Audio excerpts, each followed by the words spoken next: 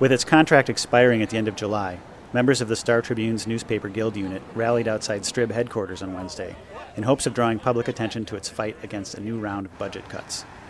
Last month, bosses at Avista Capital Partners announced that they're seeking to cut 10% from the newsroom budget, or roughly $2.5 million. For a staff that's already lost 80 employees in the past 18 months, the cuts would be particularly painful.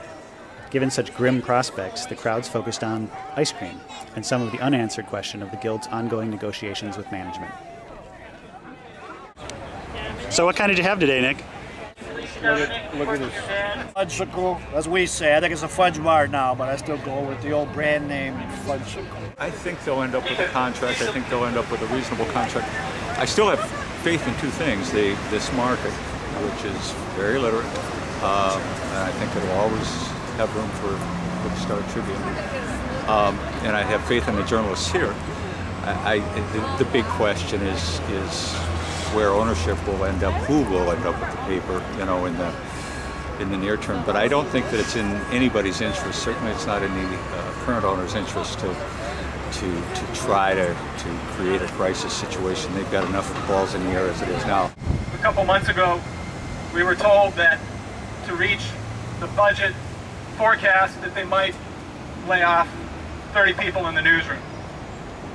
And this sort of threat, I think we have to congratulate the bargaining committee for not buckling to this threat and for standing firm. I think they deserve a round of applause. I think our enemy is not Avista Capital Partners. Our enemy isn't this publisher or that publisher, because they'll come and go. Our enemy is a mindset that says profit and loss statements are worth more than the journalism and the newspaper that we produce and the people that we work with. It's a mindset that we have to fight against. A newspaper is a huge, important part of a community. Anything you do to damage that, your residents, city officials, everybody feels it. So, you know, I hope a company that isn't based from here and most of the officers don't live here realize how important the Star Tribune is to the community. Contract talks are always some kind of kabuki theater, and I don't know exactly what's happening. No one does. Is this for real, or is there some other game going on? Something happening in the background? I mean, certainly Avista could be.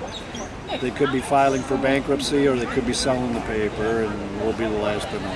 I mean, it's possible that they would like a long-term contract, and that's always been the theory that we've dealt with as a union, that they want a kind of a house union that they can present as not a problem to a new buyer. But that, I don't know if that's really what they want, or if they could sell us tomorrow, or maybe they'll be here still 10 years from now because they aren't able to get out.